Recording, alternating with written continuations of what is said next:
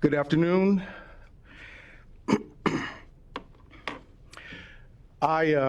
Before I get to the Gardner matter, I just want to acknowledge the passing of one of the living legends from who lived in Omaha. Some of you all know that I'm a huge Chicago Bears fan, and Gale Sayers is one of my all-time favorite football players and the running back who I personally consider to be the greatest running back in the history of the National Football League. My father would argue with me all day about the fact that he thought that it should have been Jim Brown, but his passing is meaningful to me, and I just felt like I needed to acknowledge that. I want to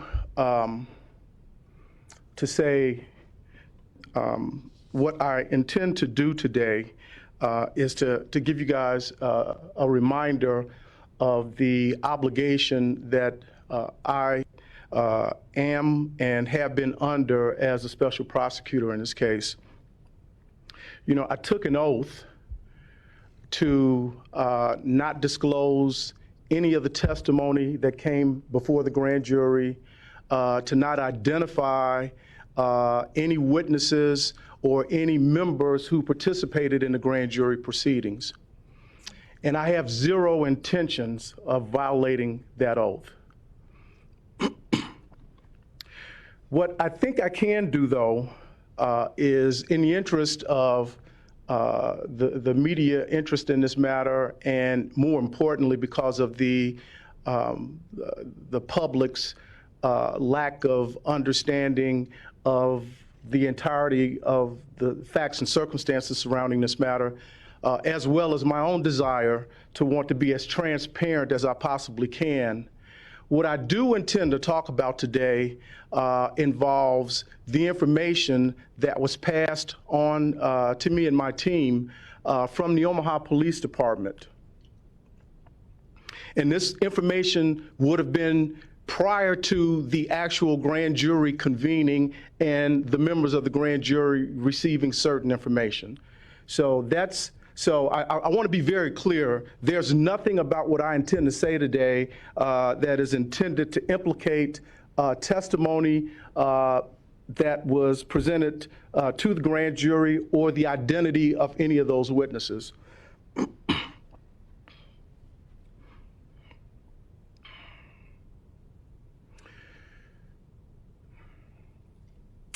In a lead up to the confrontation that led to the shooting of James Scurlock, there were individuals inside of the Hive, including Jacob Gardner, and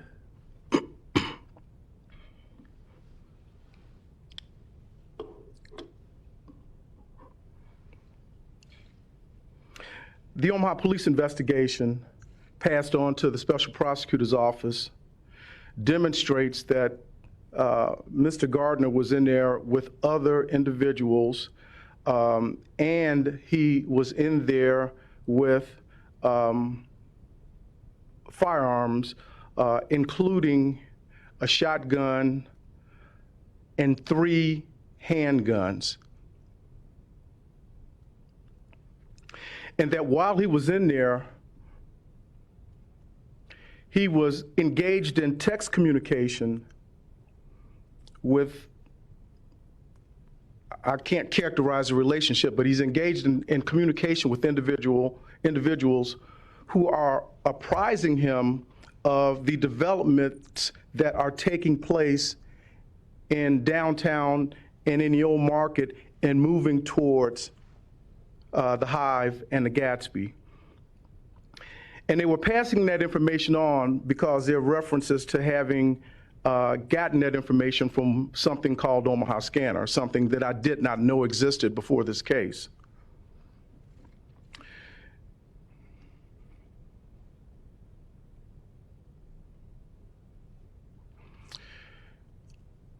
As the crowd moved closer from the 13th and Harney area, which, as I understand it, depicted individuals inside of the architectural firm located right on the southwest corner of 13th and Harney.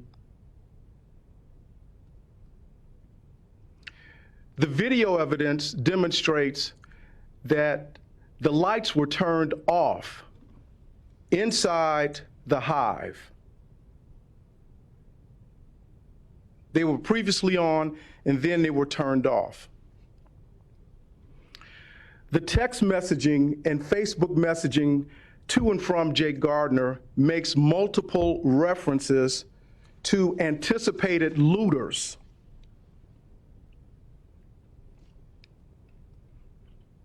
And how they could be dealt with.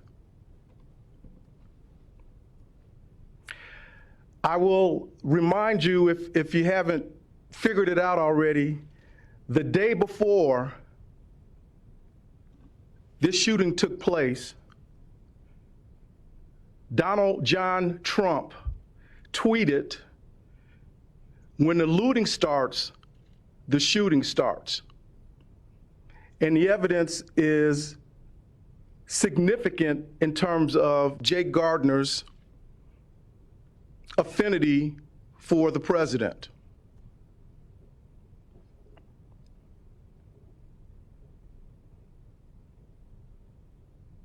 Well, Jake and others sat inside of the hive, or Gatsby, or a combination, with the lights off. And vandals and people engaged in destroying property did just that. They knocked out the windows. They broke what they could. But one of the things that they did not do was that, contrary to what has been stated to you already by one of the attorneys for Mr. Gardner, there was not a single attempt by anyone to go inside of that property.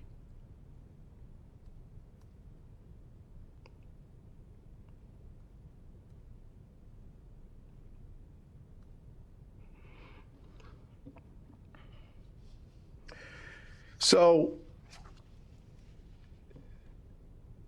to the extent that Jacob Gardner had set up an ambush inside his business, waiting on a looter to come in so he could light him up,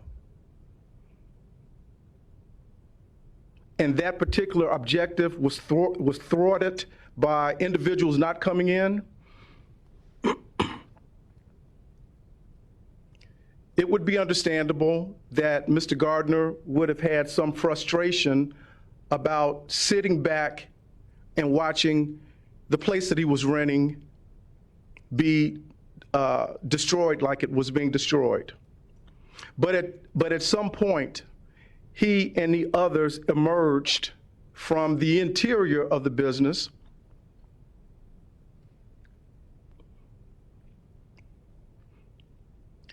and you would imagine that he emerged from that business with some anger about what had happened.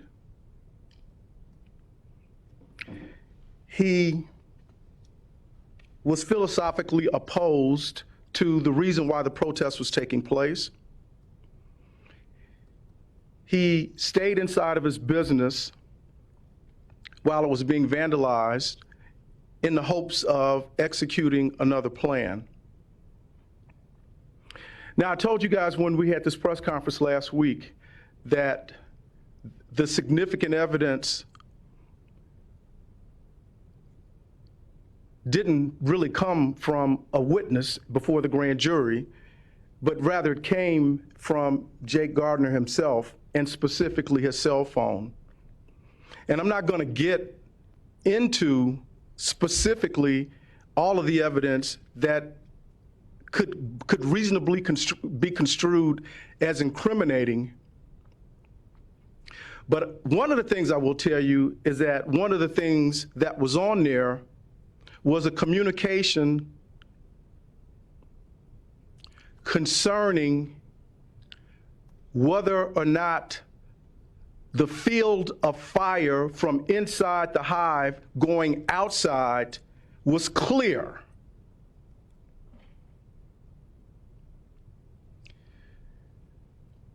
That evidence is completely supportive of an intention to use a firearm to either kill or to cause serious bodily injury to whatever looter might have decided that this was a good idea. But that didn't happen. And so the question becomes whether or not, when Jake Gardner emerges from inside his business,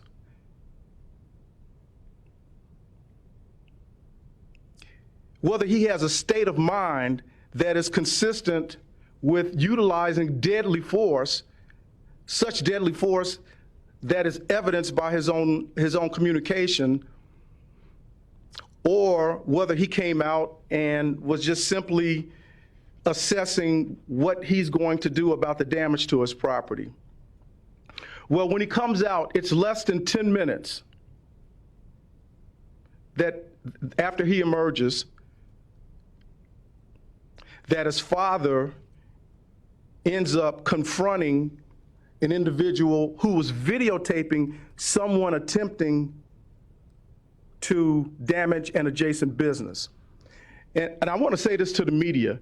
You guys have a whole lot of what's significant about this case if you would simply do the same thing that my team and I did, which is to take the video that you already have, that's already been played to the public, slow it down and enhance it. And you can see that this entire confrontation didn't start with David Gardner being pushed down. That was in response to something else.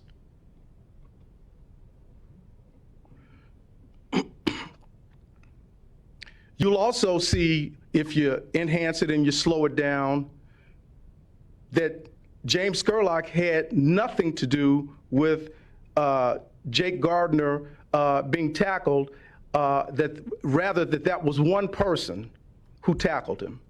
And it wasn't James Scurlock, and it wasn't anyone associated with James Scurlock.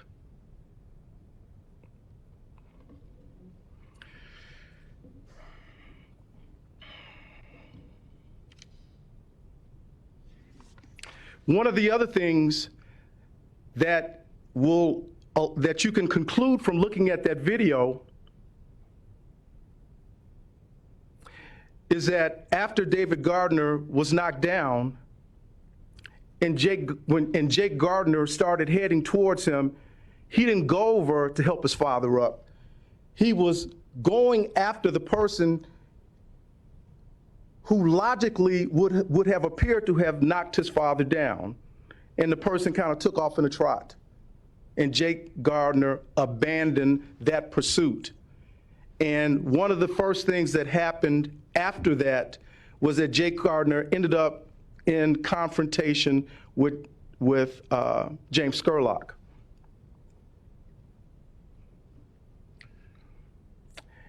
And there's video that depicts that initial confrontation between James Scurlock and Jake Gardner. Now, I will tell you that that initial confrontation between them is not picked up on the Hive video because it is out of the field of capture, or whatever the terminology would be for a videographer.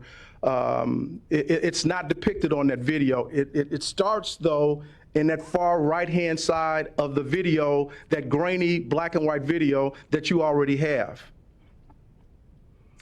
But that video was provided to the Omaha Police Department by an individual who was down protesting and happened to come around the corner, and they captured that initial confrontation between Gardner and Scurlock. Now, it's been stated that this is a clear case of self-defense.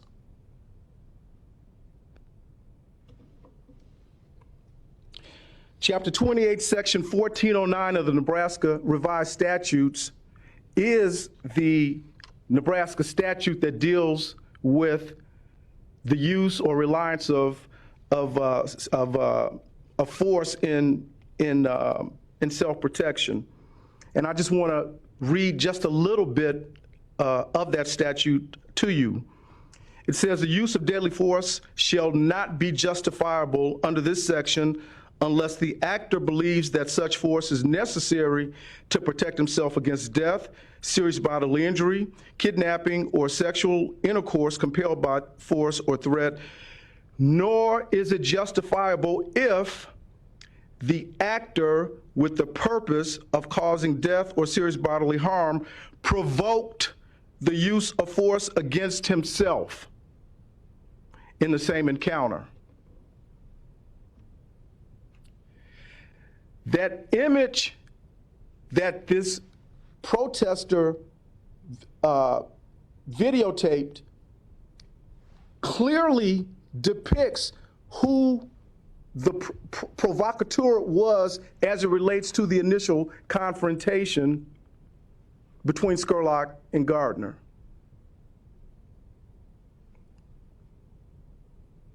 And I'm not talking about testimony, but I'm talking about the law. I gave the grand jurors the entire statute on the use of self-defense or the use of force in connection with self-protection or self-defense.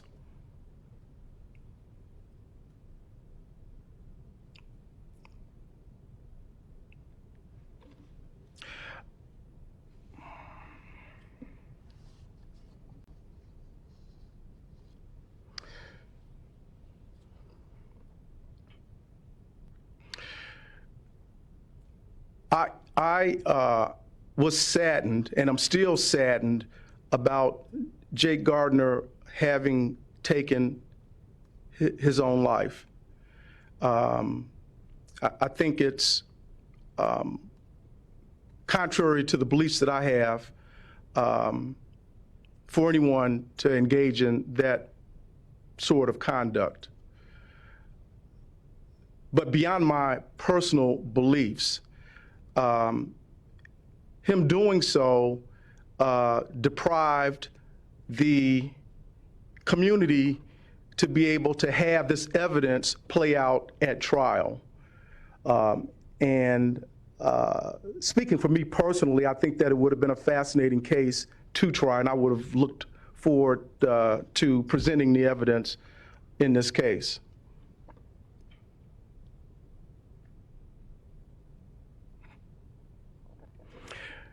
But I thought it important for you all to have a more complete understanding of the facts, to put into context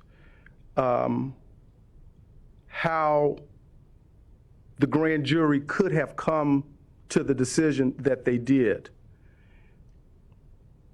I'm not suggesting anything about testimony or witnesses who appeared before the grand jury, but I can assure you that the information that I passed on to you, which comes from the investigation of the Omaha Police Department, is generally consistent with an understanding that the grand jurors would have had about this matter.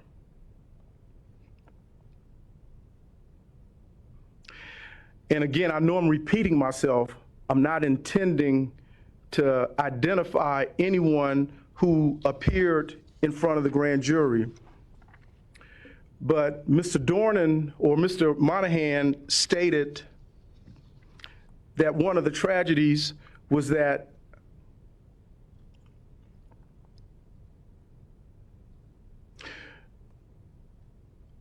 Mr. Gardner, by taking his life, was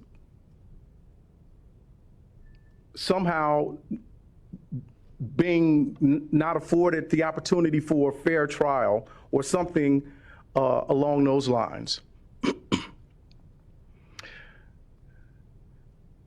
There were witnesses who appeared before the grand jury who I can assure you would have been favorable to the cause of Jake Gardner, witnesses plural.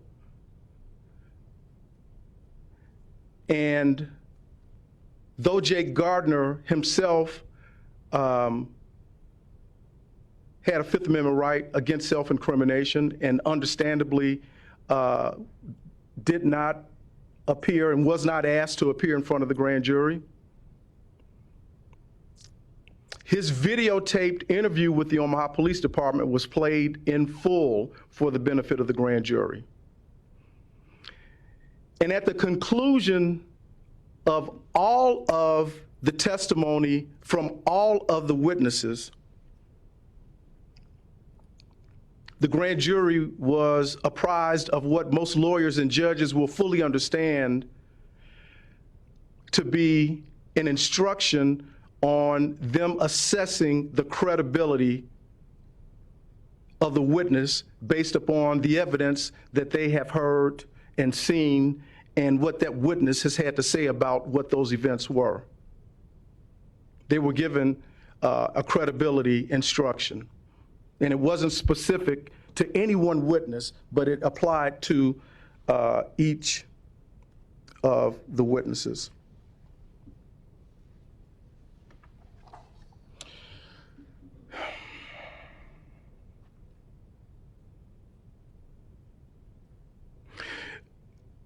I was having lunch Monday after having on Monday, I was having lunch, and it was with two people whose insight and wisdom I greatly appreciate. And one of them said to me, you know, this is just a ridiculous tragedy. You have two families devastated by the loss of a son or a brother or a father. But that's what hate produces. And I share that comment with you because I find it to be profound and apropos as it relates to this entire tragedy.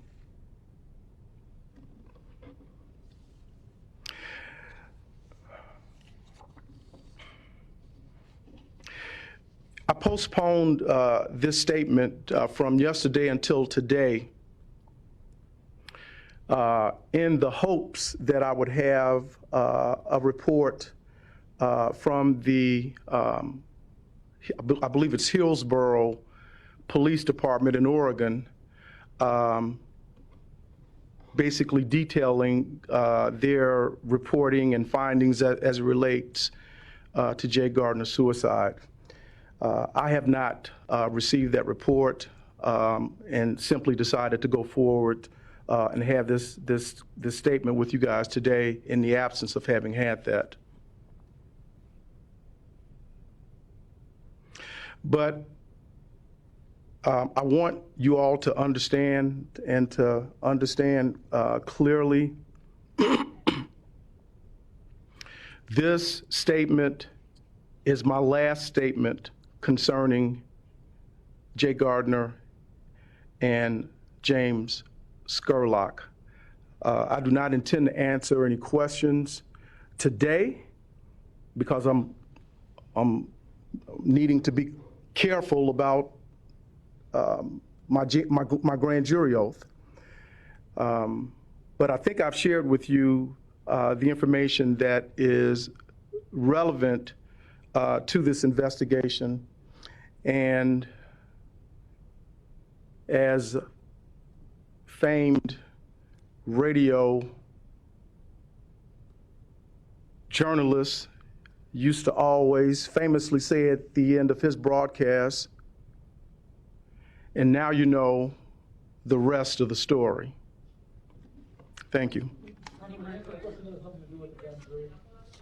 Do you know, sir, if John Klein had that same information on the text that James Gardner was getting out? Mr. Gordon implied that he had seen all the text messages. Do you know if John Klein had seen those text messages? I don't know what Don Klein saw.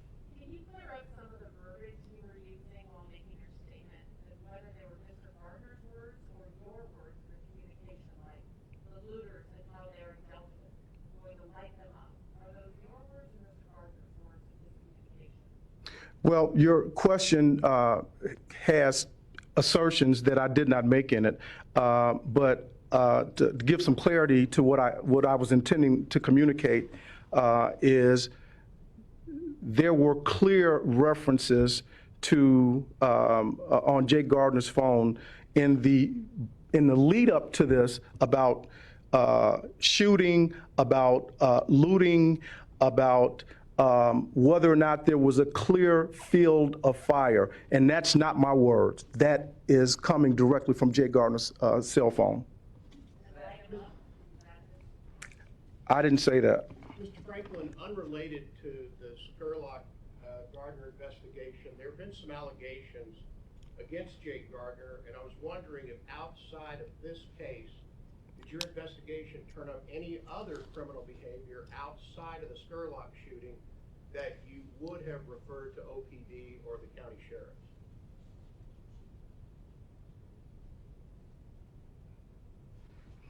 Well, my focus was, and my mandate was on the shooting, and so I'm not going to answer that question because that's not ever been anything that has been the focus of what I was charged with. Yes, sir. Was there anything maybe that was found by surprise on the phone?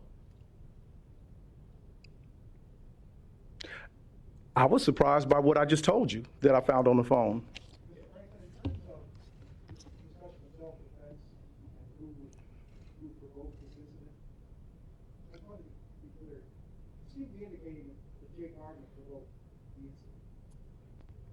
I'm suggesting to you that video that was provided by a citizen protester captures the initial confrontation with Jake Gardner. And I read the Nebraska self-defense statute to you right after telling you about that, because it allows for you to make your own determination as to whether or not that was in fact the case. For my purposes, I would have been derelict in my responsibility if I had not pointed out what the state of Nebraska's law is as it relates to provocation, given the fact that there was video evidence of the initial confrontation. I mean, you can take from that what you want.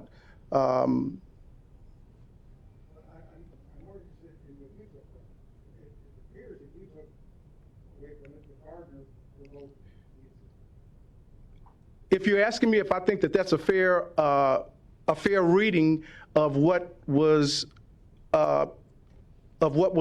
the video depicted, yes, I do think that that's a fair reading. Now, that's again, we're talking about a burden that is a probable cause burden. I'm not talking about a beyond a reasonable doubt burden. And so the question becomes, the appropriate fair thing for me to do is to present the law of Nebraska as it relates to the facts that have been gathered in this investigation. And that was a fact. There was that video. It was presented. And I thought that it was appropriate to, in conjunction with that, to present what the state of Nebraska's law on self-defense said about it, and then a grand jurors could make their own interpretation about it. From the police report, was there any evidence that Jake Gardner used racial terms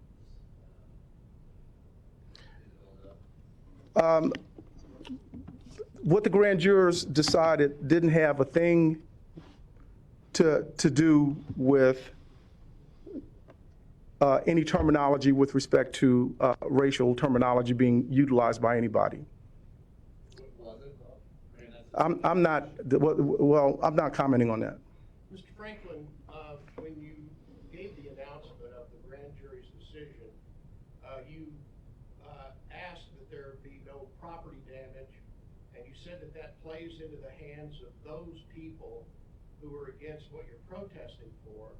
And then later you said those people have other folks tell them, see, this is why we need heavy-handed, this, that, or the other. Who are those people that you're referring to, and what was this, that, or the other?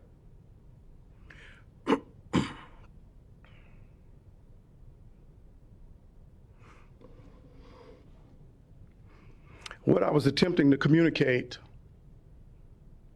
is that when people go out and, as a part of a protest, engage in property destruction, that they're playing straight into the hands of the people who oppose what they're protesting for in the first place, because when the property damage and the vandalism occurs, then those people, whomever they are the ones that always say, see, this is what happens when they go out and engage in these protests. The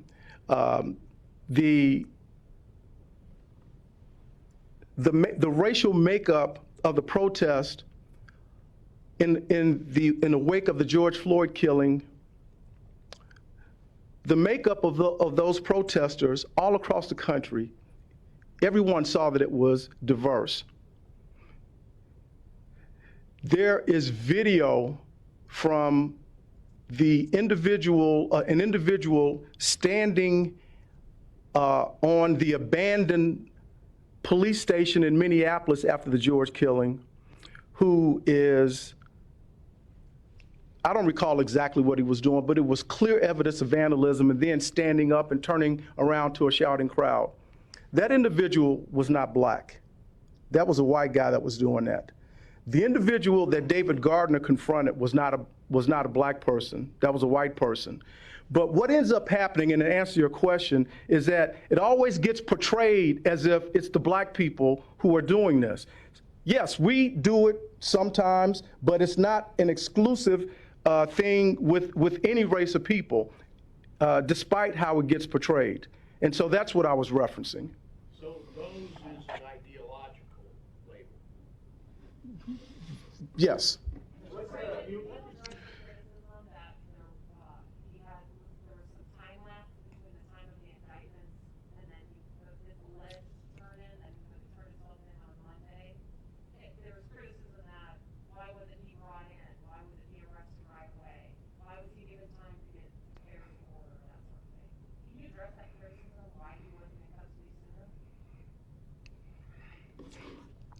Well, what I can tell you about that is that the indictment was returned after the courthouse clerk's office had already closed, and the judge, the presiding judge, walked it through. I can also tell you that the mechanism by which a warrant gets issued in the context of what me and my team have been doing is different than the way it is if charges emanate from the county attorney's office. And I can tell you that there was, at least from my standpoint, some misunderstanding about that. I was given instructions that turned out not to be the appropriate way to handle that. Once we got all of that figured out, I requested the warrant. I had an investigator do the affidavit and request a warrant. Now, why the warrant was not issued, I don't issue warrants. So, and as it relates to Jake Gardner purportedly being allowed to get his affairs in order and that kind of thing. I never agreed to hold off on the issuance of a warrant or to do any such thing as to allow him to get his affairs in order. My conversation with Jake Gardner's attorneys was that I was going to seek the warrant and have it issued, and that if they wanted to try to get him turned in to do a self-surrender before that was executed, I welcomed that. But it wasn't an issue of me not wanting to have a warrant issued. That wasn't the situation. Right, but the criticism is that if Mr. Gardner was a different race, he would have been arrested right away. Well, you know, it's a critic for everything that you can think of. I don't care about that. Was it a chokehold? Was it a chokehold? Was it not a chokehold? What did your experts say on that? Not to the grand jury, but to you, on whether he was actually in a chokehold. To the extent, that question makes me laugh because it just highlights how the media can sometimes get misinformation about things, and then it ends up being played as true. I have never had an expert on chokeholds. I know that was reported in the media, but that was, I don't know where it comes from. Whomever you guys are using to be able to source information, whether it's from the clerk's office or wherever, I would ask you to question the reliability of your sources. But to the extent, if I theoretically had an expert on chokeholds, I wouldn't disclose that to you. Was he in a chokehold or was he? I don't know. You look at the video and you tell me. Mr. Franklin, You enhanced it. You know. did your investigators look into the social media of the grand jurors to make sure that they were truly fair and impartial? Did you ask me if my team looked into the social media of the grand jurors? Yes, sir. The answer to that would be no. The process for the selection of the grand jurors does not involve the special prosecutor at all. That's done by the court and by the jury commissioner and by a third person, and I don't know who that third person was. Mr. Franklin, you had noted in your comments that the day before the shooting, the president had tweeted, once the looting starts, the shooting starts. You inferring from that the president provoked, incited Mr. Gardner? I don't have any comment other than to state that that was in fact in the public domain, tweeted by the president, and what effect it would have had on Jake Gardner. I didn't have any conversation with Jake Gardner to see if he was inspired by the comment one way or another. That's for you guys. That comment was not referenced in any of his text messages beforehand. I didn't say that. Did you consider charges against David Gardner or Tucker Randall? I did. You did. And what was your conclusion? I didn't. I'm sorry. I did not. You did not consider charges. No, I said I did consider, and then I did not charge them. Why not? Well, there are strategic reasons for something along those lines. So I want to make one last comment, and then I'm out of here.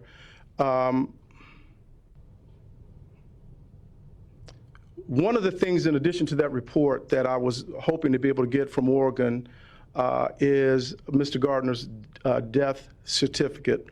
Once I receive the death certificate, it is my intention to move to dismiss the pending indictment with which he's faced right now. Oh, Lord.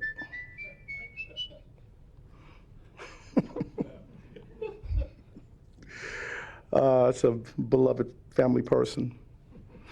In the aftermath of the report that Mr. Gardner had committed suicide, was there ever a question in your mind that was true or not? No, but I know that's circulating on the media. Social media, excuse me. Thank you all.